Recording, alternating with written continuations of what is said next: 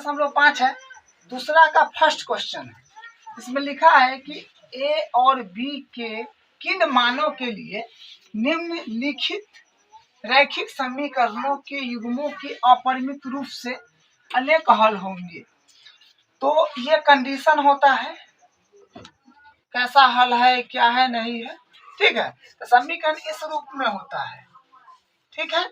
माने पहले वाले समीकरण के जो x का गुणांक होगा, y का गुणांक होगा, अचर पद होगा, उसको a1 b1 c1 से डिनोट करना है। a2 b2 और c2। अद्वितीय हल के लिए a1 बट्टा a2 इक्वल नॉट b1 बट्टा b2 होगा। उस प्रकार ये है अनेक हल के लिए, यह हुआ कोई हल नहीं के लिए, ठीक है। हल के लिए, द्वितीय हल के लिए, कोई हल नहीं के लिए सब पूछेगा तो बराबर के इधर कोई अंक नहीं रहना चाहिए, पहला नंबर इसको उधर कर लेना है आपको। तो वही एडिटिव समीकरण है और बराबर के इस तरफ का अंक को हम उस तरफ कर दिए हैं, ठीक है। तो यहाँ से फिर क्या हो गया है, हम सबका गुणांक ले लिए, ठीक है। ऊपर वाला से a1 b1 c1 और नीचे वाला से a2 b2 c2। बोला गया है कि अपरिमित रूप से अनेक हल होंगे। तो अपरिमित रूप से अनेक हल होने की कंडीशन लगा दिए हैं। क्या लिखा, अपरिमित रूप से अनेक हल के लिए शर्त। तो अनेक हल के लिए होता है a1 बट्टा a2 बराबर b1 बट्टा b2 b2 बराबर c1 बट्टा c2। अनेक हल के लिए यह कंडीशन है, ठीक है। करेंगे हम सबका मान बैठा देंगे। अब a1 का मान आपके पास क्या है, 2 है, यहाँ पर 2 हो जाएगा, ठीक है, अपॉन, और a2 का मान है a माइनस बी, तो जाएगा a माइनस बी बराबर, और b1 का मान है 3, तो हो जाएगा 3 अपॉन, b2 का मान है a प्लस बी बराबर, और C1 का मान है माइनस का 7, और C2 का मान है माइनस 3a और प्लस b माइनस 2। ये C2 का मान है। तो यहाँ से काम करिए, माइनस माइनस प्लस कर लीजिए। ये दोनों को साथ में हल कर लेंगे, फिर ये दोनों को साथ में हल कर लेंगे, ठीक है। b एक बार ये दोनों को, उसके बाद ये दोनों को, ठीक है, इस तरह से करना है। तो इसमें क्या करें, वही कैसे गुना, इसमें इससे कर देना है, इसमें इससे कर देना है। तो यहाँ पे आपको मिल जाएगा 2a प्लस 2b बराबर 3a माइनस 3b। को ए के तरफ, तो हम ए को इस तरफ ले लेते हैं और ये बी को इस तरफ ले लेते हैं, ठीक है। तो यहाँ से मिल जाएगा 2a बराबर किधर प्लस का है, ए के तरफ ला रहे हैं, तो 3a हो जाएगा माइनस के, और माइनस का 3b, और ये प्लस का है तो इस तरफ आएगा तो माइनस का हो जाएगा 2b। तो यहाँ से आ जाएगा माइनस का a, यहाँ से आ जाएगा माइनस का माइनस माइनस प्लस होगा, ठीक है। तो माइनस का हो जाएगा 5b, माइनस माइनस प्लस हो जाएगा, यानी a बराबर आ जाएगा 5b, ठीक है। तो a बराबर आपको ये आ गया है। तो a प्लस b बराबर, और 7 बट्टा 3a प्लस b माइनस 2। अब फिर वही काम करना है, इसमें इससे कैंची गुना कर लेंगे, इसमें इससे कैंची गुना कर लेंगे, और 3 तिया 9a प्लस 3b माइनस 3 दूनी 6 बराबर, उसके बाद 7a प्लस 7b को इस तरफ ले लेते हैं और इसको इस तरफ ले लेंगे, यानी पूरे को उस तरफ कर देंगे, ठीक है।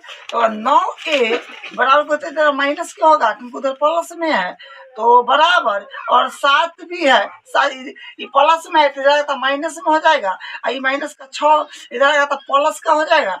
तो यहाँ से हो जाएगा 7 2 9 यानी 2a बराबर, और इसमें हो जाएगा 4b, और ये होगा प्लस का 6, तो यहाँ से मिल जाएगा 2a, इसको इस तरफ अगर कर लेंगे तो हो जाएगा माइनस का 4b, और ये हो जाएगा बराबर के 6। अब हम यहाँ से क्या काम करेंगे, a का मान अपने पास है 5b, तो a का मान रख देंगे इसमें, ठीक है।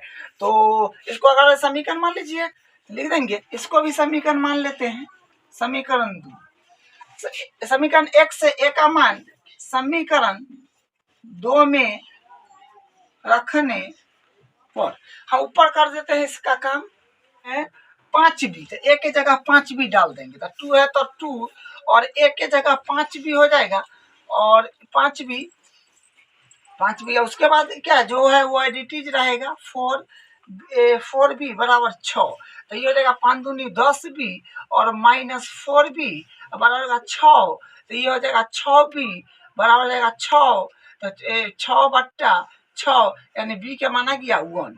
अब b का मान हम क्या करेंगे, समीकरण 1 में रख देंगे, तो a का मान चला आएगा, तो लिखेंगे b का मान और तो समीकरण 1 में रख देंगे b का मान, यहाँ से हो जाएगा a बराबर 5, अभी पर एक डाल देंगे तो देखा a बराबर 5 का 5। तो बोला था ना a और b के किन मानों के लिए निम्नलिखित समीकरण युग्मों के ही समीकरण के युग्मों के अपरिमित रूप से अनेक हल होंगे, तो a का मान 5 होगा और b का मान 1 होगा। ठीक है, तो हमको कुछ नहीं करना है, जो बोलेगा क्वेश्चन में समीकरण दे ही देगा और उसमें क्या बोला, कोई अपरिमित रूप से अनेक हल वाला कंडीशन लगा देंगे, दोनों को साथ में ले लेंगे और ये जो क्या है थोड़ा सा कैलकुलेशन है, कैलकुलेशन कर लेंगे, उसके बाद और b का मान आ जाएगा। और आपका क्वेश्चन है के किस मान के लिए निम्नलिखित समीकरणों के युग्म का कोई हल नहीं है। फिर भी समीकरण दे दिया है और बराबर के इधर कोई अंक नहीं रखना है, उधर कर देंगे 9 लिख लेंगे और उसके बाद कोई हल नहीं है, तो कोई हल नहीं है का कंडीशन लगा देंगे, जो ये है a1/a2 बराबर b1/b2 इक्वल नॉट c1/c2, तो ये कंडीशन होगी। अब इस पर मान बैठा देंगे और कैलकुलेशन कर देंगे, तो a1/a2, तो a1 3 है, a2 है 2k-1 और बट्टा बराबर है तो बराबर फॉर्मूला पर बैठे जाना है। b1 का मान है 1, तो 1 हो जाएगा, b2 का मान है k-1, b2 का मान है k-1 इसको इक्वल टू नॉट, c1 का मान है माइनस का 1 और c2 का मान है 2k प्लस का 1, ये माइनस बताओ इसमें प्लस हो जाएगा, ये दोनों को चला लेंगे तो आ जाएगा 3/, ये दोनों को तो हो जाएगा 2 के प्लस माइनस है 3/2k-1 बराबर 1/k-1, तो इसको करेंगे तो आएगा इसमें कैंची गुना और इसमें फिर तो आ जाएगा 3 में के 3 के हो गया -3, 3 का 3 बराबर ई में करेंगे तो 2k-1 के तरफ ले लेते हैं और ये अचर को अचर के तरफ, तो यहाँ रहेगा 3k-2k बराबर है माइनस का 1, इधर है माइनस का, तो उधर पर प्लस के हो जाएगा, तो ए 3 के -2k यानी 1 के माने 1 बार के बचेगा और ये हो जाएगा 2, तो के का माना गया है 2, इसको नहीं लेना है दोनों क्योंकि बराबर है नहीं है, तो बराबर नहीं है तो इसको लेने से कोई फायदा नहीं है, तो के बराबर 2 आ गया है। अगर आपको चेक करना है तो कर सकते हैं या बैठा के, देखिए 3 है तो 3 और चेक करेंगे तो 3 के का मान 2 है, 3 दूनी 4 अचार में से गया 3 बराबर, फिर के पर 1 है तो 1 और के पर रखेंगे 2, तो 2 में से गया 1 हो गया, बराबर नहीं है 1/2 है तो 2 दूनी 4, 4 प्लस 1 5, देखिए इससे ही कट जाएगा ना, 1 बराबर 1 आ गया, इसका मतलब वही हुआ बराबर नहीं है 1/5, तो सही बात दिया हुआ है। हम के का मान निकाल करके चेक भी कर लिए, कर लिए इस तरह कहीं नहीं है, तो बोला के किस मान के लिए निम्नलिखित समीकरण निगमों का कोई हल नहीं होगा, तो ये हो जाएगा इसका आंसर 2 हो जाएगा। ठीक है, तो ये इसका क्वेश्चन नंबर 3 है। देखिए इसमें 2 विधि से हल करना है, ठीक है, एक प्रतिस्थापन हो जाएगा और एक वर्ज गुणन विधि हो जाएगा। ठीक है, सबसे पहले हम प्रतिस्थापन से इसको हल करते हैं, तो प्रतिस्थापन से हल करते हैं तो लिख दिए हैं प्रतिस्थापन विधि। ठीक है, तो प्रतिस्थापन विधि में क्या करते हैं, x और y के गुणांक को प्रतिस्थापित करते हैं, तो यहाँ से हम क्या कर रहे हैं, समीकरण देखिए सबसे पहले इसको समीकरण 1 मानेगा, इसको समीकरण 2 मानेगा। ठीक है, समीकरण 1 हो गया, समीकरण 2 हो गया, तो यहाँ से हम क्या काम करेंगे, हम लेंगे समीकरण 2 से, क्योंकि इसका गुणांक छोटा है, तो इसे बनाने में क्या होगा, थोड़ा सा कैलकुलेशन कम होगा और बनाने में आसानी पड़ेगा, तो हम लिखेंगे समीकरण 2 से, समीकरण 2 से क्या हो जाएगा, आप क्या काम करिए, समीकरण 2 में 3x के बराबर कर लीजिएगा, इसको बराबर करिएगा तो बराबर उस तरफ चल जाएगा तो माइनस में हो जाएगा, 4 है तो 4 माइनस के हो जाएगा, इस तरफ आएगा तो 2y, और x के जब बराबर करिएगा तो आएगा 4 - 2y अपॉन 3, इसको आप मान लेना है, आपको मान लेना है समीकरण 3। ठीक है, इसको क्या मान लेंगे, समीकरण 3। हम समीकरण 3 से मान 1 में रख देंगे, 2 में नहीं रखेंगे क्योंकि 2 से निकाले हैं। ठीक है, जब रख देंगे तो क्या होगा, इधर 4 उधर भी 4 के बराबर हो जाएगा, तो कोई सेंस नहीं रहेगा। ठीक है, तो हम समीकरण 3 से y का मान समीकरण 1 में डाल देंगे, तो ये बात लिख देते हैं। समीकरण 3 से x का मान समीकरण 1 में रखने पर ये बात लिख दिए। अब आप रख दीजिए समीकरण 1 में x का मान, तो क्या 8 है तो 8 हो जाएगा, और x के जगह आपको रखना होगा क्योंकि x यहाँ पर है, तो 4 - 2i अपॉन 3 और प्लस 5 बराबर हो जाएगा 9। ठीक है, अब इसको हम क्या करेंगे, देखिए 8 है, इसको इसमें 8 से मल्टीप्लाई करें तो 8 चौक हो जाएगा 32, और -8 दूनी हो जाएगा 16 y, और अपॉन हो जाएगा 3, मतलब बट्टा हो जाएगा 3, जो है इधर उतार लीजिएगा, प्लस में 5y बराबर 9। इसमें क्या करें, इसको 1 मान करके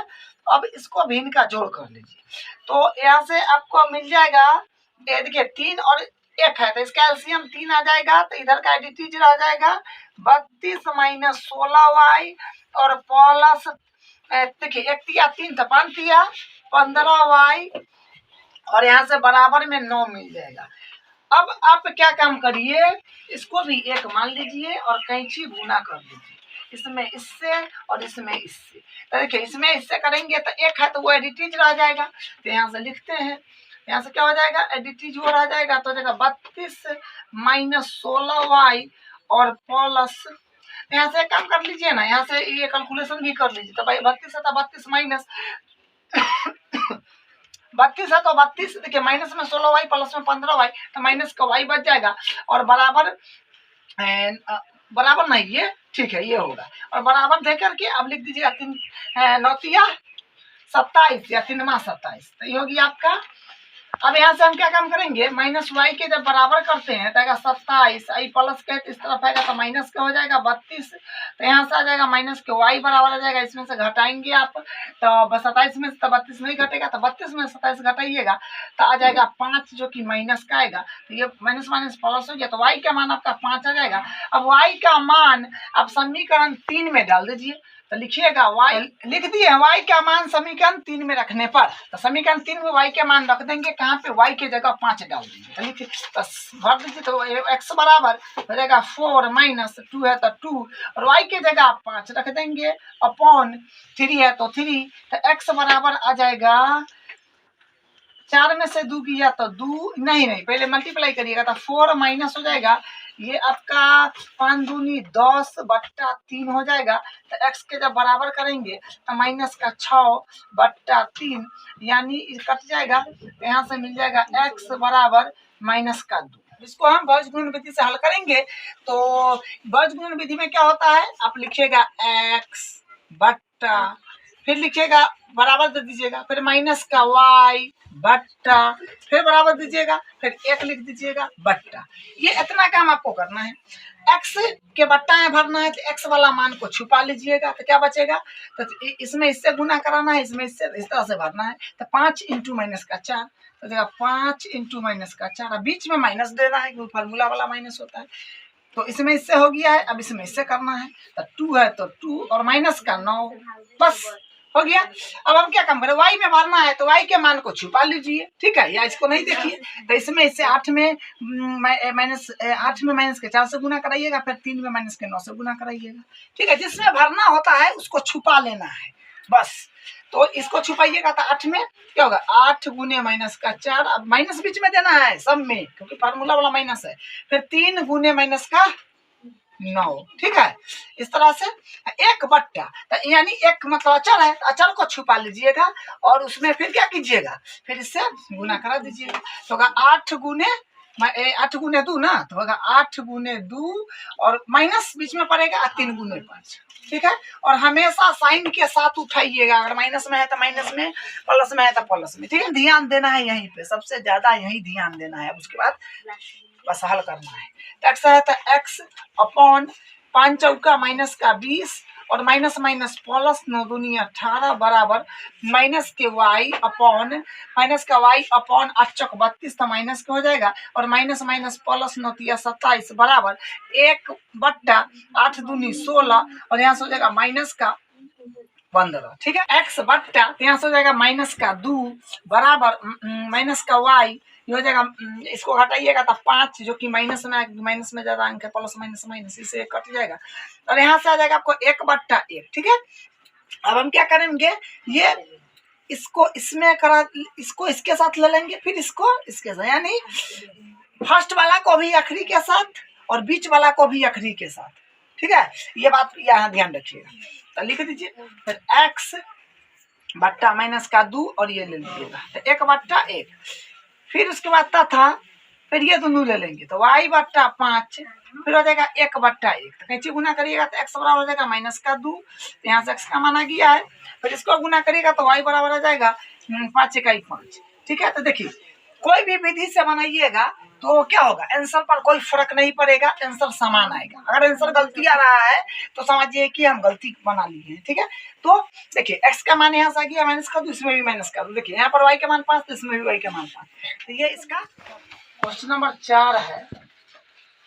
निम्न समस्याओं को रैखिक समीकरणों के युग्म बनाइए और उनके हल यदि उनका अस्तित्व हो किसी बीजगणितीय विधि से ज्ञात कीजिए। इसमें ये फिक्स नहीं है, किसी भी बीजगणितीय विधि से आप हल ज्ञात कर सकते हैं, प्रतिस्थापन, विलोपन, वर्गगुणन विधि, जो आपको आसान लगे उससे आप हल कर सकते हैं। ठीक है, इसमें कोई बोला नहीं गया है किसी से करना है।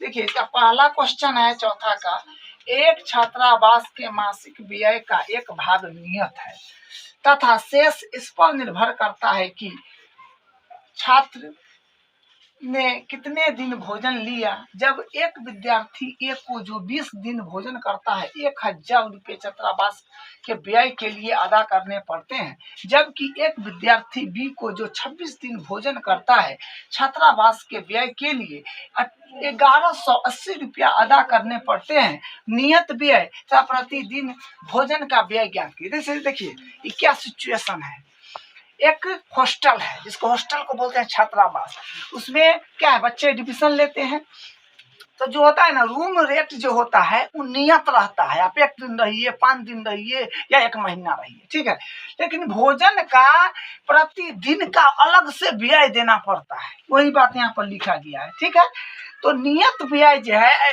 कोई भी बच्चा अगर 5 दिन रहेगा तो नियत, अगर रूम रेंट है अगर मान लीजिए कि 2000, तो 5 दिन रहे चाहे 10 दिन रहे, मंथली रेट है 2000 रुपया एक रूम का एक बच्चा का, तो 2000 तो देना ही पड़ेगा, रहे या न रहे, 2 दिन रहे 5 दिन रहे क्या।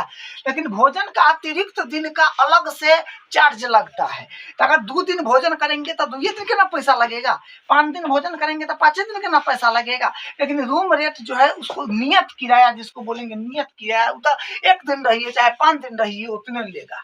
लेकिन भोजन का खर्चा प्रतिदिन का अलग से व्यय करना पड़ता है, तो वो तो आप जय दिन भोजन लेंगे तय दिन का आपको पैसा देना पड़ेगा क्या। तो वो देखिए करते हैं क्वेश्चन, माना नियत व्यय x रुपया तथा प्रतिदिन भोजन का व्यय y रुपया, जिस पर क्वेश्चन मार्क्स लगा होगा। देखिए क्या है, नियत व्यय तथा प्रतिदिन भोजन का मूल्य ज्ञात कीजिए, उसी को x और y मान लेंगे। ठीक है, फिर से क्वेश्चन पढ़ के आपको कंटिन्यू करते हैं। देखिए ध्यान दीजिए, सामने एक छात्रावास के मासिक व्यय का एक भाग नियत है तथा शेष इस पर निर्भर करता है कि कितने दिन भोजन लिया। जब एक विद्यार्थी ए को 20 दिन भोजन करना पड़ता है, ठीक है, यानी 20 दिन भोजन करना पड़ता है, भोजन कर रहा है 20 दिन। ठीक है, लेकिन नियत जो व्यय है, नियत किराया, तो उसी रहेगा ना नियत व्यय, और 20 दिन भोजन करता है तो 1 दिन के भोजन का y रुपया है, तो 20 दिन के भोजन 20 दिन है ना, हाँ 20 दिन के भोजन का क्या हो जाएगा 20 y हो जाएगा, क्योंकि ये तब 1 दिन रहिए, 2 दिन रहिए, 5 दिन रहिए, वो आपको जो फिक्स है नियत रूम रेट लेवे करेगा। लेकिन भोजन 1 दिन का y रुपया लेता है, तब 20 दिन भोजन किया है, तब 20 × y यानी 20 y कई रुपया अदा करना पड़ता है। 20 दिन भोजन करता है तो 1000 रुपये छात्रावास को व्यय के लिए अदा करना पड़ता है, तो बराबर क्या हो जाएगा 1000।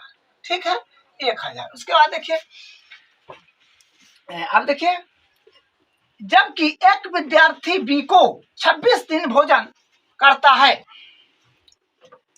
छात्रावास के व्यय के लिए 1180 रुपया अदा करने पड़ते हैं, नियत व्ययता प्रति। अब देखिए, ये 26 दिन भोजन किया है, जय दिन भोजन करे उसका तो अलग से चार्ज लगेगा, जो नियत व्यय है वो तो लगबे करेगा, 26 दिन करे चाहे 30 दिन करे, लेकिन 26 दिन करेगा तो एक दिन का है वाई रुपया, तो 26 दिन का क्या हो जाएगा, 26 वाई होएगा, और तब का रुपया देना पड़ता है 1180 रुपये। इसको समीकरण 1 मान लीजिए, इसको समीकरण 2 मान लीजिए।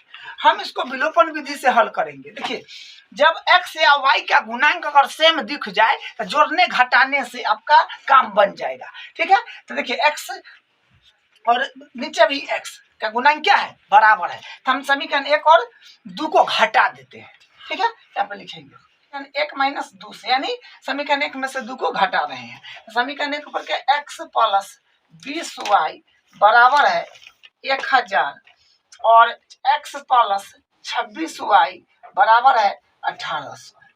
तो सॉरी 1180 है ना, 1180। अब यहाँ से क्या होगा, माइनस कर रहे हैं तो माइनस माइनस ये कट जाएगा, तो अपने पास आ जाएगा माइनस का 6y और यहाँ पर आ जाएगा माइनस का 180, ठीक है। माइनस का आएगा तो माइनस माइनस प्लस हो जाएगा। तो हम अगर y के बराबर करेंगे, y के, तो y के अगर हम बराबर करते हैं तो क्या होगा, 180/6, ठीक है। तो ये से y कट जाएगा तो आपको मिलेगा y बराबर 30। अब y का मान रख दीजिए, समीकरण 1 में डाल दीजिए, लिख रख देंगे, तो यहाँ से हो जाएगा x प्लस 20 इंटू y के जगह आपको रखना पड़ेगा 30 बराबर 1000। तो यहाँ से हो गया x प्लस 3 दूनी 6 यानी 600 बराबर 1000। तो x के बराबर करेंगे तो 1000 माइनस 600, तो यहाँ से आपको मिल जाएगा x बराबर 400। तो हमको x और y का मान निकाल लिए हैं। तो x क्या है, नियत व्यय, और y क्या है, प्रति दिन भोजन का व्यय। तो मतलब क्या है, नियत व्यय 400 रुपया है और प्रतिदिन भोजन का व्यय y मतलब प्रतिदिन भोजन का व्यय 30 रुपया है। ये बात को लिख दीजिए, व्यय 400 रुपया तथा प्रतिदिन भोजन का व्यय 30 रुपया है। ये इसका चौथा का दूसरा पाठ है। एक भिन्न 1/3 हो जाती है जब उसके अंश में 1 घटाया जाता है, और वह 1/4 हो जाती है जब उसके हर में 8 जोड़ दिया जाता है। वह भिन्न ज्ञात कीजिए। तो सबसे पहले भिन्न क्या होता है, अंश बट्टा हर के रूप में लिखी गई संख्या को भिन्न बोलते हैं। आप लिखिए, हल में लिखिए, भिन्न मान लीजिएगा, माना भिन्न x/y है, बस इतना लिख दिए। अब प्रश्न से अब ध्यान दीजिएगा सामने, ठीक है। देखिए क्या बोला गया है, एक भिन्न 1/3 हो जाती है। मतलब ये जो भिन्न जो हम माने हैं ना, जो भिन्न माने हैं x/y, वो कह रहा है कि 1/3 हो जाती है। ये भिन्न 1/3 हो जाती है कब, जब उसके अंश से 1 घटाया जाता है, अंश बट्टा हर। तो अंश ऊपर होगा का मतलब इसमें से 1 घटा दीजिएगा, क्यों क्या हो जाएगा 1/3। देखिए फिर देखिए अब आगे क्या बोला है, फिर भिन्न लिख लीजिए, x/y जो अपना भिन्न माने ऐसे लिख लीजिए। देखिए घटाया जाता है और वह 1/4 हो, अब ये 1/4 हो जाएगा, ये 1/4 हो जाती है, मतलब 1/4 के बराबर हो जाती है। मतलब ये हुआ कब, जब उसके हर में 8 जोड़ देते हैं, अंश बट्टा हर। तो इसमें हर में 8 जोड़ दीजिएगा, तो बस इतना ही काम है, ठीक है। इस तरह क्वेश्चन एग्जाम में पूछा जाता है, समझे, इसलिए अच्छे से करिएगा, और कोई भारी नहीं है। अब इसको हम कर लीजिए कैलकुलेशन करके। अब इसमें क्या करेंगे, इसमें इससे मल्टीप्लाई करिएगा तो 3x - 3 बराबर y इकाई, y है ना, y इकाई y। चलिए अब हम यहाँ से क्या काम करते हैं, हाँ ठीक है। अब देखिए इसमें भी कैसे गुना कर लीजिए, 1 से गुना करेगा तो वही ना रहेगा। तो क्या होगा, y + 8 तो मान लीजिए, अब समीकरण नंबर मान लीजिए 1, ठीक है। इसको मान लीजिए समीकरण 2, तो क्या कि इसको कैंची गुना कर दिए, गुना करा उड़ा के जो आया उसको समीकरण 1 मान लेंगे, उसको फिर कैंची गुना करा के जो आएगा उसको समीकरण 2 मान लेंगे। आपको क्या काम करना है, y का मान आप समीकरण 1 में डाल दीजिए बस, क्योंकि y के बराबर हो रखा है ना, तो लिख दीजिएगा y का समीकरण 2 में रखने पर, यानी y का मान समीकरण 2 में रख रहे हैं, क्योंकि y के बराबर कितना है 3x माइनस 3 ना, तो y की जगह वो मान आ जाएगा। तो भर दीजिए 4x है तो 4x बराबर y के जगह ये मान एडिटिव उतार दीजिए, तो 3x माइनस 3 और प्लस 8। अब आप क्या काम करिए, x वाला को x के तरफ ले लीजिए, आएगा 4x माइनस 3 बराबर, देखिए माइनस प्लस माइनस तो माने 5 आएगा, 8 में से 3 किया 5, यह गया आपका x बराबर 5। ठीक है, x का मान रख दीजिए समीकरण 1 में, लिखिए मान समीकरण 1 में रख दीजिएगा। ठीक है, तो रख देते हैं, तो हो जाएगा आपका समीकरण क्या है वो लिख लीजिए एक बार, 3x माइनस 3 बराबर y। x के जगह कितना रखना है 5, तो 3 है तो 3x की जगह रखिए 5 माइनस 3 बराबर y, तो 15 हो जाएगा 3 बच्चे, और ये और ये, तो ये आपको मिल जाएगा 12। ठीक है, तो y बराबर मिल गया है 12। और एक बात ध्यान रखिएगा, इसमें डेट इम्प्लाइज जरूर दे दीजिएगा, ठीक है, क्योंकि दोनों बगल चलता है, इसका भी मार्क्स होता है। तो यहाँ से y का माना गया है, y का माना गया है 12 और x का माना गया है 5। तो भिन्न क्या हुआ, जो भिन्न माने थे वो भिन्न हो गया, भिन्न बराबर x बट्टा y है, तो x का मान 5 है और y का मान 12 है। आपको चेक करना है तो कर सकते हैं। ठीक है, क्या बोला है देखिए, चेक कर लीजिए, जब उसके अंश में एक घटाइएगा, अंश बट्टा हो तो अंश में एक घटाइए, 5 बट्टा 12 है ना, अंश में एक घटाइए, तो घटेगा तो क्या आएगा 4 बट्टा 12, घटिएगा कितना आएगा 4 तिया 12 माने 1/3, बोला था 1/3 हो जाती है, मतलब एक घटाइएगा तो सही बात। ठीक है, अगला भी चेक कर लीजिए ना, भिन्न कितना है 5/12, तो बोला है उसके हर में 8 जोड़िएगा, तो हर अंश बट्टा हर ले 8 जोड़िए ना, तो 20 आएगा, इसको काटिएगा तो 5 चौका 20 यानी 1/4 बोला है, 1/4 हो जाती है जब उसके हर में 8 जोड़ दिया जाता है। तो ये आपको चेक भी कर लीजिए, कर लेना है इस तरह से, ऐसे आंसर ये है। तीसरा पाठ है, यश ने एक टेस्ट में 40 अंक अर्जित किए, जब उसे प्रत्येक सही उत्तर पर 3 अंक मिले तथा अशुद्ध उत्तर पर 1 अंक की कटौती की गई। यदि उसे सही उत्तर पर 4 अंक मिलते तथा अशुद्ध उत्तर पर 2 अंक कटते तो यह 50 अंक अर्जित करता। टेस्ट में कितने प्रश्न थे, निगेटिव मार्क वाला क्वेश्चन है। तो इसने देखिए क्या किया है, 3 अगर सही उत्तर देगा तो 3 अंक मिलेगा, क्वेश्चन पर 3 अंक मिलेगा। ठीक है, सही और जवाब देता है तो, तथा अशुद्ध उत्तर पर 1 अंक की कटौती की जाएगी, अगर गलत करता है तो उसमें 1 अंक कटेगा, तो उसको कितना नंबर आएगा 40, यानी 40 अंक आएगा। कब 40 अंक आएगा, कब जब वो उसको सही उत्तर पर 3 अंक मिलेगा, जगह क्वेश्चन बनाए, क्वेश्चन की संख्या मालूम है ना आपको, ये बोला गया कि प्रत्येक सही उत्तर पर 3 अंक मिलेगा। ठीक है, तो एगो क्वेश्चन सही बनाएगा तो 3 नंबर मिल जाएगा क्या, लेकिन क्वेश्चन कैगो बनाएगा नहीं बनाएगा वो अपने को पता थोड़ी है। तथा अशुद्ध उत्तर पर 1 अंक की कटौती की जाएगी, मतलब अगर गलत करता है तो उसको क्या होगा 1 अंक काट लिया जाएगा, लेकिन क्या वो क्वेश्चन गलत किया वो भी तो मालूम नहीं है, लेकिन ये मालूम है ना कि 1 अंक गलत उत्तर पर कटेगा। ठीक है, तो कितना नंबर मिलेगा उसको 40 नंबर या 40 अंक मिलेगा। दूसरा सिचुएशन क्या है, यदि उसे सही उत्तर पर 4 अंक मिलते तथा अशुद्ध उत्तर पर 2 अंक की कटौती 2 अंक कटते तो यश 50 अंक प्राप्त करता। अगर सही उत्तर पर उसको 4 अंक मिलता, ठीक है, और गलत यानी अशुद्ध उत्तर पर अगर 2 अंक मिलता तो उसको 50 अंक आ जाता एग्जाम में। ठीक है, लेकिन अपने को मालूम थोड़ी है क्या वो क्वेश्चन सही बनाया क्या वो क्वेश्चन गलत बनाया क्या। तब तो पूछा है कि अर्जित करता टेस्ट में कितने प्रश्न थे, तो देखिए सही उत्तर कै गो क्वेश्चन का दिया और कै गो क्वेश्चन का गलत उत्तर दिया, वो दोनों को जब आप क्या करेंगे, जोड़ देंगे ना, तो क्या मिलेगा, टेस्ट में कुल कितना प्रश्न था वो मिल जाएगा है। टेस्ट में कुल कितना प्रश्न था कैसे मिलेगा, सही उत्तर की संख्या प्लस अशुद्ध उत्तर की संख्या को ऐड करेंगे तो क्या होगा, कुल प्रश्न पता चलेगा। ठीक है, तो हमको प्रश्न मालूम नहीं था, तो हल में लिखे हैं कि माना यश ने x प्रश्नों के उत्तर सही दिया तथा y प्रश्नों के उत्तर गलत दिया। ठीक है, तो प्रश्न से लिखेंगे, तो प्रश्न से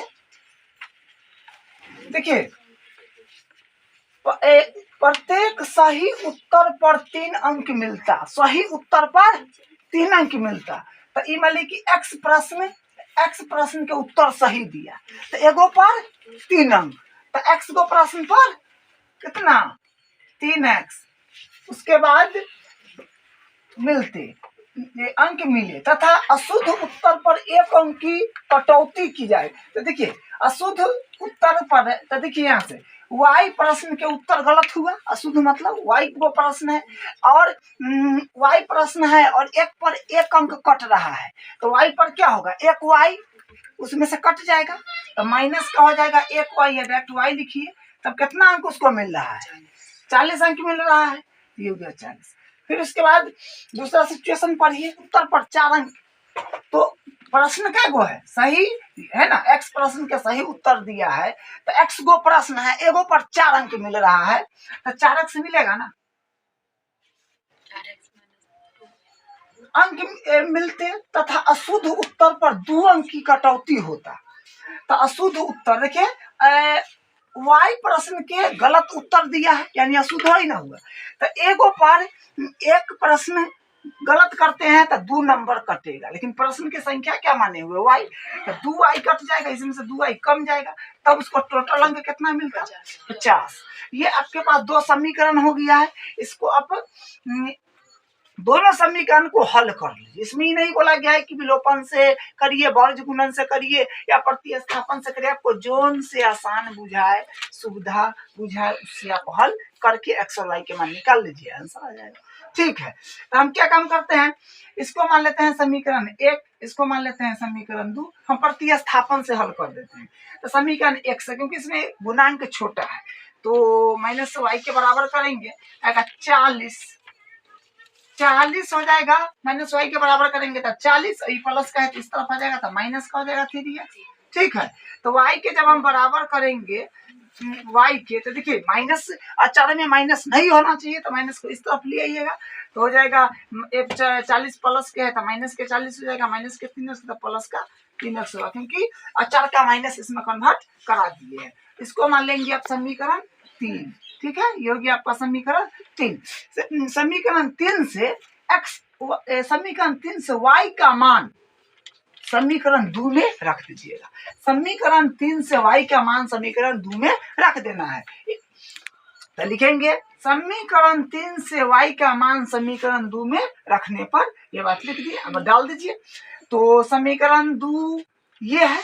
ठीक है, क्या है 4x, यहाँ बना देते हैं, तो जगह 4x माइनस 2, y के जगह तो आपको रखना है क्या, माइनस का 40 प्लस का 3x और बराबर में है 50, तो यहाँ से हो जाएगा 4x minus minus minus plus 40 दूनी 80 और माइनस हो जाएगा प्लस माइनस माइनस, तो 3 दूनी 6x बराबर 50।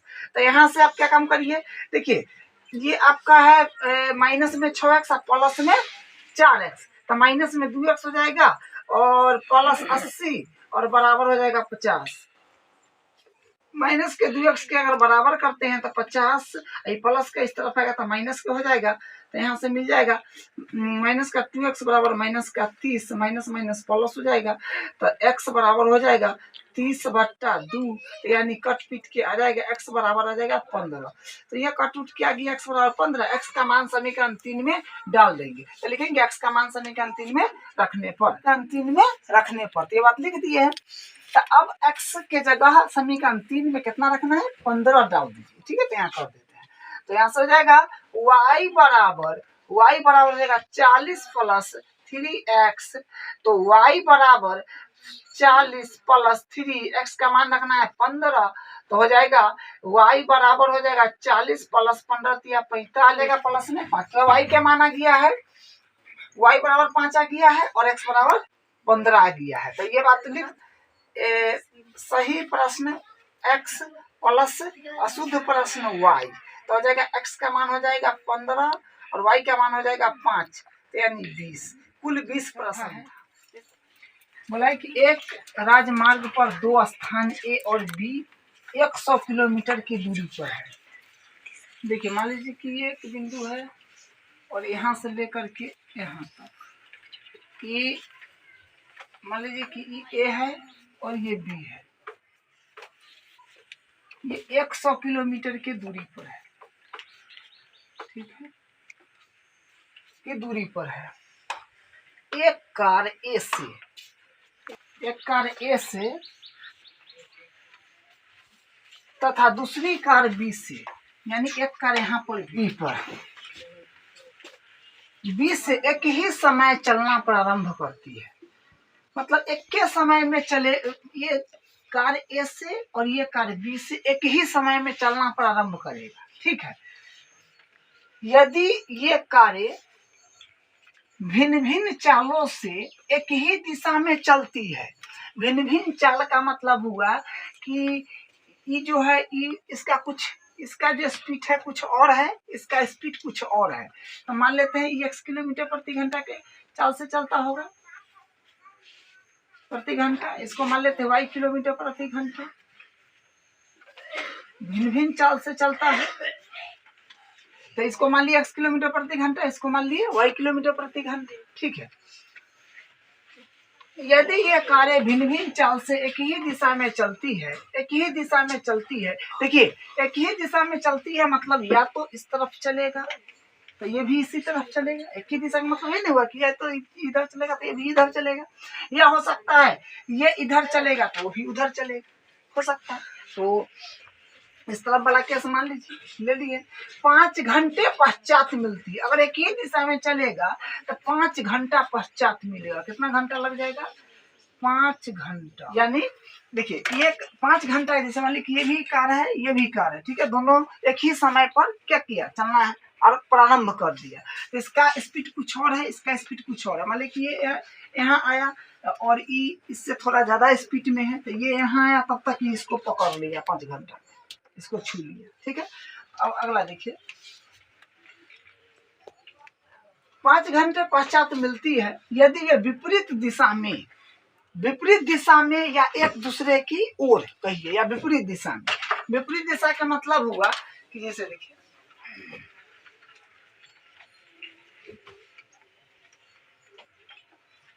इसी तरफ जाएगा ये भी इसी के तरफ आएगा, तो जल्दी मिल जाएगा कि इसके तरफ जा रहा है इसके तरफ आ रहा है, तो क्या होगा, जल्दी मिल जाएगा। यदि वे विपरीत दिशा में चलती है तो 1 घंटे पश्चात मिल जाती है, यानी तब 1 घंटा लगता है, 1 घंटा पश्चात, 1 घंटा पश्चात मिल जाती है, ठीक है, मिलती है, मिल जाती है। दोनों कारों की चाल ज्ञात कीजिए कि ई इधर जा रहा हो और ये इधर जा रहा हो, ये हो सकता है, 3 को सिचुएशन होता है, तो 3 सिचुएशन होता है। तो देखिए जब गाड़ी क्या होगा, एक ही दिशा में आएगा, एक ही दिशा में चलेगा दोनों गाड़ी, तो इसका सापेक्षिक वेग जो होगा, सापेक्षिक वेग जो होगा वो क्या होगा, कमेगा।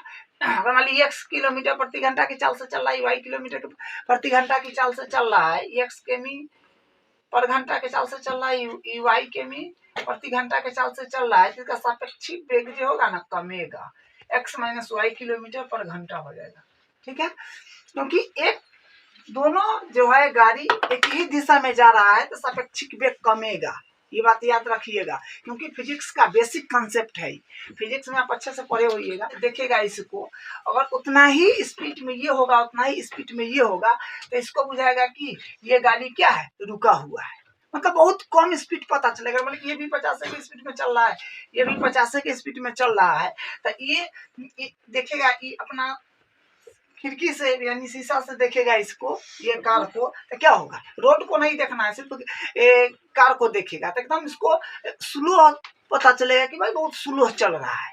क्योंकि दोनों गाड़ी का जब चाल समान होगा तो ये गाड़ी से इसको देखिए चाहे ये गाड़ी से इसको देखिए कांची से, तो आपको क्या बुझाएगा, शीशा से अगर खिड़की में इसको देखिएगा तो बुझाएगा कि भाई दोनों गाड़ी, पता चले कि ये गाड़ी या तो रुकल है या तो बुझाएगा एकदम हल्का चल रहा है, क्योंकि दोनों गाड़ी का चाले समान है। ठीक है, तो इस केस में क्या होगा, एक ही दिशा में आएगा तो दोनों का सापेक्षिक वेग जो होगा, सापेक्षिक वेग ये कमेगा। यह x किलोमीटर प्रति घंटा और यह y किलोमीटर प्रति घंटा तो क्या होगा, एक दूसरे के क्या हो रहा है, विपरीत आ रहा है, एक दूसरे के पास आ रहा है, तो यहाँ पर होगा इसका सापेक्षिक वेग जो होगा ये प्लस होगा, x प्लस y किलोमीटर प्रति घंटा होगा। ये एक दूसरे की देखिए अलग दिशा में जा रहा है, अलग दिशा में जा रहा है, तो यहाँ पर भी क्या होगा, x प्लस y किलोमीटर प्रति घंटा। जब भी गाड़ी उसी के दिशा में आएगा या उसी के दिशा में चलेगा तो क्या होगा, सापेक्षिक वेग कमेगा, और एक दूसरे को विपरीत चलेगा तो क्या होगा, सापेक्षिक वेग बढ़ेगा। ठीक है, तो यहाँ से देखिए ये एक ही दिशा में चल रहा है, तो यहाँ पर सापेक्षिक चाल कर लीजिए। ठीक है, वेग नहीं करके चाल कर लीजिए, तो क्या होगा, x प्लस y किलोमीटर प्रति घंटा होगा ना, x प्लस y किलोमीटर प्रति घंटा। देखिए ये एक दूसरे के क्या हो रहा है, एक दूसरे के क्या हो रहा है, विपरीत जा रहा है, तो यहाँ पर सापेक्षिक चाल क्या हो जाएगा, सापेक्षिक चाल हो जाएगा, सापेक्षिक चाल यहाँ पे हो जाएगा x प्लस y किमी प्रति घंटा। ठीक है, अब यहाँ से देखिए दो चीज अभी आपको मिलेगा। यहाँ पर देखिए दूरी आपको मिल रहा है, दूरी क्या है, तो दूरी है आपको 100 किलोमीटर प्रति घंटा। दूरी क्या है, कितना दूर पर है, 100 किलोमीटर दूरी यहाँ होगी 100 किलोमीटर। और चाल क्या होगा, चाल तो देख ली x प्लस वाई से चलेगा, ठीक है, सॉरी x माइनस वाई से चलेगा। ठीक है, चाल क्या हो जाएगा, x माइनस वाई हो जाएगा। और यहाँ पर दूरी हो गया, समय कितना लग रहा है, समय भी यहाँ पर दे दिया है, 5 घंटा पश्चात मिलता है, समय क्या हो गया 5 घंटा। ठीक है, उसी तरह इसमें देख लीजिए, इसमें क्या है, सापेक्षिक चाल तो समझ गए कि ये है, और इसमें दूरी तो समान ही है, दोनों का दूरी 100 किलोमीटर है। ठीक है, और उसके बाद दूरी 100 किलोमीटर है और समय कितना है, समय 1 घंटा पश्चात मिलता है, तो समय हो गया 1 घंटा। अब एगो फॉर्मूला याद होगा आपको कि क्या पढ़े हैं, मतलब समय बराबर दूरी बट्टा चाल। ठीक है, ये याद होगा, या फिर आपको ऐसे याद होगा कि या ऐसे भी दूरी बराबर चाल गुने समय, जैसे भी याद करिए, ये फार्मूला होता है। तो देखिए मेन कंसेप्ट क्या समझना था, यहाँ पे समझना था। ठीक है, फिजिक्स का कंसेप्ट इसमें क्या हुआ, बेसिक कंसेप्ट अप्लाई हुआ है। जब गाड़ी एक ही दिशा में चलेगा तो सापेक्षिक वेग कहिए या चाल कहिए वो घट जाएगा, और एक दूसरे के विपरीत चलेगा और तो जुड़ेगा, या फिर उधर ही जा रहा है कि इधर जा रहा है तो उस केस में जुड़ता है। और एक ही दिशा में चलेगा तो क्या होगा, सापेक्षिक चाल जो हो जाएगा वो घट जाएगा। तो ये मेन कंसेप्ट आपको ध्यान में रखना था। और यहाँ से अब देखिए बनाते हैं, तो दूरी कितना है अपने पास 100, तो 100 बराबर चाल कितना है, x माइनस वाई, चाल ये ना है x माइनस वाई गुने समय कितना है, तो समय 5 है। ठीक है, अब देखिए यहाँ से काम करिए, ये 5 गुना में है ना, इसको बट्टा में करके काट लीजिए, तो x माइनस वाई बराबर होगा 100 बट्टा 5, तो कितना आ जाएगा, x माइनस वाई बराबर हो जाएगा 20।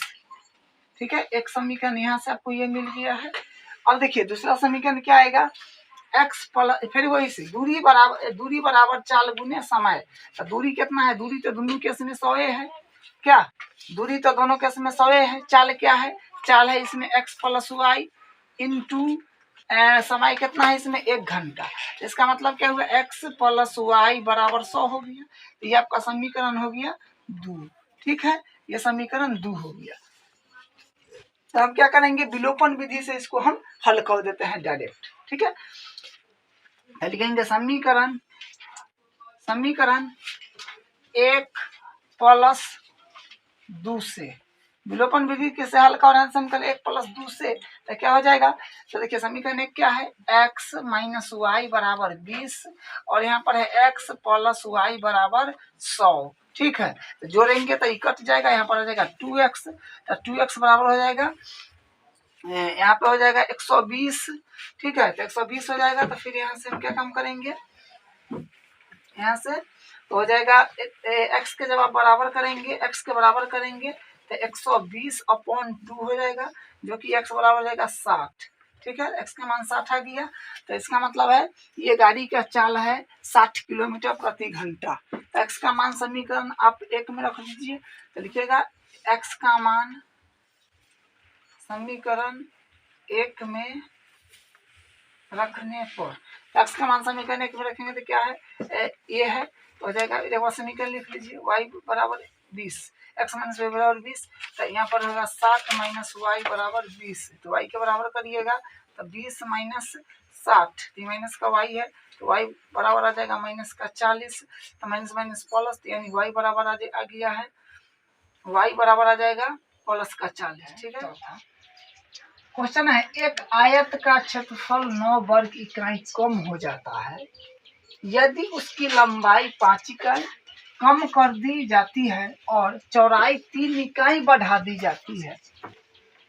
यदि हम लंबाई को 3 इकाई और चौड़ाई को 2 इकाई बढ़ा दे तो क्षेत्रफल 67 वर्ग इकाई बढ़ जाता है। आयत की विमाएं ज्ञात करें। विमाएं मतलब लंबाई चौड़ाई, आयत में क्या होता है, लंबाई चौड़ाई, उसी को विमा बोलते हैं। ठीक है, तो एक आयत बना लिए हैं, इसकी लंबाई x मान लिए हैं और चौड़ाई को y मान लिए हैं। लिख भी दिए हैं कि माना आयत की लंबाई x इकाई तथा चौड़ाई y इकाई। एक आयत का क्षेत्रफल 9 वर्ग इकाई कम हो जाती है यदि उसकी लंबाई 5 इकाई कम कर दी जाती है और चौड़ाई 3 इकाई बढ़ा दी जाती है।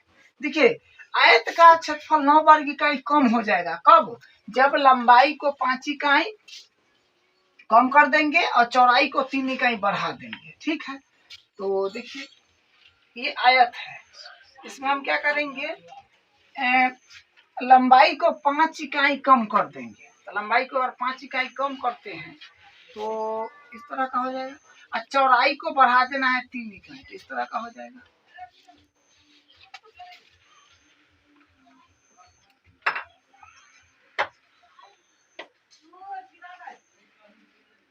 ये बात है। ठीक है, तो यहाँ पे हम क्या कर रहे हैं, लंबाई को हम 5 इकाई कम किए हैं, इसमें से 5 कम जाएगा, और हम चौड़ाई को 3 इकाई बढ़ाए हैं, चौड़ाई को 3 इकाई बढ़ाए हैं, तो ये चौड़ाई y है, इसमें 3 इकाई बढ़ा दीजिए, तो ये यहाँ से ये मिल जाएगा।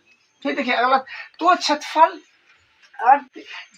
लंबाई, अगर लंबाई को 5 इकाई कम कर दीजिएगा इस वाले को तो ये हो जाएगा, और चौड़ाई को 3 इकाई बढ़ा दीजिएगा तो ये बढ़ा दिए।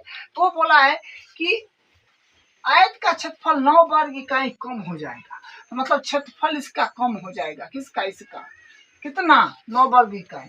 अब अगला देखिए, तो 3 इकाई और चौड़ाई को 2 इकाई बढ़ा दे, लंबाई को आपको 3 इकाई बढ़ाना है इसी आयत में। देखिए लंबाई को बढ़ाना है 3 इकाई, लंबाई को 3 इकाई बढ़ा दिए। ठीक है, और चौड़ाई को 2 इकाई बढ़ा दिए, तो ये इस तरह का मान लीजिए फिगर बन गया, इस तरह। तो ये लंबाई है, इसमें हम 3 इकाई बढ़ाए हैं, और ये चौड़ाई है, इसमें हम 2 इकाई बढ़ाए हैं, तो ये फिगर मिल गया है। ठीक है, देखिए यहाँ पर क्षेत्रफल, देखिए लंबाई को अगर 3 इकाई बढ़ा रहे हैं और चौड़ाई को 2 इकाई बढ़ा रहे हैं तो क्षेत्रफल कितना हो जा रहा है, 67 वर्ग इकाई। ठीक है, क्षेत्रफल निकाल लेते हैं क्योंकि काम आएगा, तो क्षेत्रफल हो जाएगा क्या, लंबाई गुने चौड़ाई, यानी x × y हो जाएगा, ये क्षेत्रफल हो गया इसका। ठीक है, तो इसको लिखेंगे कैसे, तो देखिए इसको लिखिएगा, नए आयत का क्षेत्रफल बराबर पुराने आयत का क्षेत्रफल माइनस 9 वर्ग इकाई। तब देखिए यहाँ पे तो यहाँ से क्या हो जाएगा, नए आयत का क्षेत्रफल बराबर पुराने आयत का क्षेत्रफल माइनस 9 वर्ग इकाई। तो यहाँ से देखिए एक आयत का क्षेत्रफल 9 वर्ग इकाई कम हो जाती है, कौन, पुराने वाला को, ठीक है, इसका 9 वर्ग इकाई कम हो जाती है। तो क्या है उसका क्षेत्रफल, क्या है, x माइनस वाई है। 9 वर्ग इकाई कम हो जाती है, बोला है ना ऊपर, 9 वर्ग इकाई कम कर दीजिए, यही बराबर है तो बराबर। तो नया आयत ई बन गया ना, क्योंकि देखिए उसकी लंबाई 5 इकाई और चौड़ाई को 2 इकाई, लंबाई को 5 इकाई कर दी जाती है, कम कर दी जाती है, लंबाई को 5 इकाई कम कर दी जाती है और चौड़ाई को 3 इकाई बढ़ा दी जाती है। तो ये नए आयत बन जाएगा, ठीक है। तो नए आयत से बनेगा ना, तो पिछले वाले आयत के क्षेत्रफल से 9 वर्ग इकाई कम हो जाएगा, तो इधर इसको मेंशन कर दिए हैं। और नए आयत का क्षेत्रफल क्या हो जाएगा, लंबाई गुने चौड़ाई के हिसाब से x minus Y into Y plus 3, sorry 5 ना, x minus 5 into Y plus 3, ठीक है। तो इसको आप कैलकुलेशन करिएगा तो यहाँ से एक समीकरण बनेगा। तो इसको कर लीजिए, तो x में y से करिएगा तो एक्स वाई हो जाएगा, प्लस 3 में x से करिएगा तो 3x हो जाएगा, और माइनस 5 से करिएगा तो 5 में माइनस माइनस प्लस तो 15 हो जाएगा, और बराबर हो जाएगा माइनस प्लस माइनस हो जाएगा। तो यहाँ से ये जो है उतार लीजिएगा, माइनस करना हो, इससे ही कट जाएगा और अपने पास आ जाएगा 3x माइनस 5y, और ये माइनस का 15 है। तो एक काम करिए, बराबर माइनस के 15 को इस तरफ भेज दीजिए, तो माइनस का 9y माइनस के दिया तो प्लस का हो जाएगा 3x माइनस 5y बराबर हो जाएगा 6 हो जाएगा, ठीक है। एक समीकरण आपका ये आ गया। देखिए दूसरा सिचुएशन क्या है, दूसरा है बोला है, वही बात फिर लिखेंगे नए दिया, फिर वही बात होगा कि नए आयत का क्षेत्रफल बराबर पुराने आयत का क्षेत्रफल प्लस 67 वर्ग इकाई। देखिए बोला है ना कि तो 67 वर्ग इकाई बढ़ जाती है, 67 वर्ग क्षेत्रफल 67 वर्ग इकाई बढ़ जाती है, ठीक है। तो यहाँ से क्या था, पुराने आयत का क्षेत्रफल क्या है, x into Y, X into Y हो जाएगा, प्लस 67 वर्ग कहीं बढ़ जाता है तो बढ़ा दिए हैं, ठीक है। और तो ये नया ना हो गया, क्योंकि लंबाई में x, लंबाई में 3 बढ़ा देना है, चौड़ाई में 2 बढ़ा देना है, तो क्या हो जाएगा, नया आयत हो गया। तो बोला ना पुराने, तो ये क्या हुआ, पुराने आयत पहले वाला हुआ जिसमें 67 वर्ग इकाई बढ़ जाता है क्षेत्रफल, तो ये बढ़ाए हैं यहाँ पे, ठीक है। पुराने आयत का क्षेत्रफल x इंटू वाई और 67 हो जाएगा प्लस का, और नए आयत का क्षेत्रफल हो जाएगा यहाँ से x प्लस वाई, और यहाँ से हो जाएगा y प्लस 3। नए आयत का क्षेत्रफल ये हो जाएगा लंबाई गुने चौड़ाई के हिसाब से, लंबाई इंटू चौड़ाई, ठीक है। इसको मल्टीप्लाई करिए, फिर यहाँ से क्वेश्चन आ जाएगा, तो एक्स वाई प्लस नए आयत का क्षेत्रफल, तो ये हो जाएगा लंबाई इंटू चौड़ाई, ये लिख दिए हैं, और इसमें अब मल्टीप्लाई कर लीजिए, तो हो जाएगा एक्स वाई और प्लस 2x, और हो जाएगा प्लस में 3y और प्लस में 6, और बराबर में इधर है x y प्लस 67, ये से ये कट जाएगा, और यहाँ से हो जाएगा 2x प्लस 3y बराबर 67, इधर आ जाएगा प्लस में है तो माइनस में हो जाएगा, यहाँ से होगा 2x प्लस 3y और बराबर हो जाएगा 61। ये हो गया आपका समीकरण नंबर 2 हो जाएगा, ठीक है, ये समीकरण 2 हो जाएगा। अब हम ये दोनों समीकरण को हल कर लेंगे, जो विधि से आसान पड़े उससे करिए, क्योंकि इसमें तो बोला नहीं गया है कि कौन विधि से करना है, ठीक है। हम क्या काम करते हैं, इसको वर्ज गुणन विधि से कर देते हैं। वर्ज गुणन विधि में पहला बात क्या ध्यान रखना है कि बराबर में इस तरफ कुछ नहीं होना चाहिए, उसको उस तरफ करना है, इसमें भी तो कर दिए हैं। और उसके बाद बनाते हैं तो क्या हो जाएगा, x बनाने का क्या तरीका होता है, x लिख देंगे, उसके बाद बट्टा दे देंगे, फिर बराबर माइनस को y लिख देंगे, उसके बाद बट्टा दे देंगे, फिर बराबर लिख देंगे, एक को लिख के फिर बट्टा दे देंगे। x में भरना है तो x के मान को आप तोड़ लीजिए, ठीक है, इसको नहीं देखना है, जिसमें भरना है उसको नहीं देखना है, इसमें इससे गुना करेंगे, ठीक है। x में भरना हो तो x के मान को आपको नहीं देखना है, जो बचा उसमें करना है, तो इसमें इससे कैंची गुना करेंगे तो -5 गुने माइनस का 61, तो -5 गुना माइनस का 61 हो जाएगा, और यहाँ माइनस बीच में पड़ता है जो कि फॉर्मूला वाला है, और 3 गुने माइनस का साइन के साथ, 3 गुने माइनस का 6। उसी प्रकार y को तोप लिया, y में भरना है तो y को तोप लीजिएगा, तो यहाँ से 3 गुने माइनस का 61 हो जाएगा, 3 गुने माइनस का 61 माइनस, फिर यहाँ पर हो जाएगा आपका 2 गुने माइनस का 6, तो हो जाएगा 2 गुने माइनस का 6। फिर एक में अचर पद में भरना है तो अचर पद वाला को नहीं देखना, इसको तोप लीजिए। फिर इसमें इससे करेगा 3 गुने हो जाएगा 3, और यहाँ माइनस होता है फार्मूला वाला, उसके बाद फिर हो जाएगा 2 गुने माइनस का 5। ठीक है, इसको बस जो ध्यान देना था यहीं पर ध्यान देना था। तो यहाँ से हो जाएगा x अपॉन हो जाएगा 305 माइनस माइनस प्लस हो जाएगा। ठीक है, माइनस माइनस प्लस 36 18 बराबर माइनस का y अपॉन ये हो जाएगा 61 तिया 36 18 183 हो जाएगा, माइनस का 61 तिया माइनस 183 माइनस माइनस प्लस 6 दूनी 12 बराबर हो जाएगा 1/3 तिया 9 माइनस माइनस प्लस तो 10। ठीक है, अब हम क्या काम करेंगे, x है तो x अपॉन, देखिए इसमें जोड़िएगा तो आ जाएगा इतना मिल x बट्टा, इसको जोड़ लीजिएगा तो 323 बराबर माइनस का y है तो y अपॉन, इसको माइनस प्लस है तो घटा लीजिएगा तो आ जाएगा 171 माने माइनस का आ गया 171 माइनस माइनस प्लस कर लीजिएगा बराबर, इसको करिएगा तो 1 10 9 19। अब देखिए उसके बाद क्या करते हैं, शुरू वाला को आखिरी के साथ और फिर बीच वाला को आखिरी के साथ कर लीजिएगा, आंसर आ जाएगा। तो देखा x अपॉन 323 x अपॉन 323 बराबर हो जाएगा 1/19 तथा फिर हो जाएगा अब इसको इसके साथ ले लीजिए तो y अपॉन 171 बराबर 1/19। फिर इसमें कैंची गुना कर लीजिए तो 19x बराबर 323, तो x के बराबर करिएगा तो 323 अपॉन 19, इसको काटिए के बार तब आ रहा है। उसी प्रकार यहाँ होगा 19y बराबर हो जाएगा 19y बराबर 171, तो y के बराबर करिएगा तो 171 अपॉन 19, 19 नामा 171 होता है, y बराबर देगा 9। ठीक है, और 19 से इसमें इसको भाग करिए, कितना रहा है आएंगे 19 से इसमें भाग लाएंगे तो 17 बार कटेगा, तो यानी x बराबर आ जाएगा 17। ठीक है, 17, तो हमारे पास x का वैल्यू और y का वैल्यू आ गया है। तो x माने थे क्या, x था आपका लंबाई, तो इसका मतलब आ गया 17 वर्ग इकाई, और चौड़ाई आ गया 9, चौड़ाई क्या माने थे y, चौड़ाई आ गया 9 वर्ग इकाई। अगर लिखना चाहे तो लिख सकते हैं, इकाई है तो लिख दिए हैं। अतः आयत की लंबाई 17 वर्ग इकाई, चौड़ाई 9 वर्ग इकाई।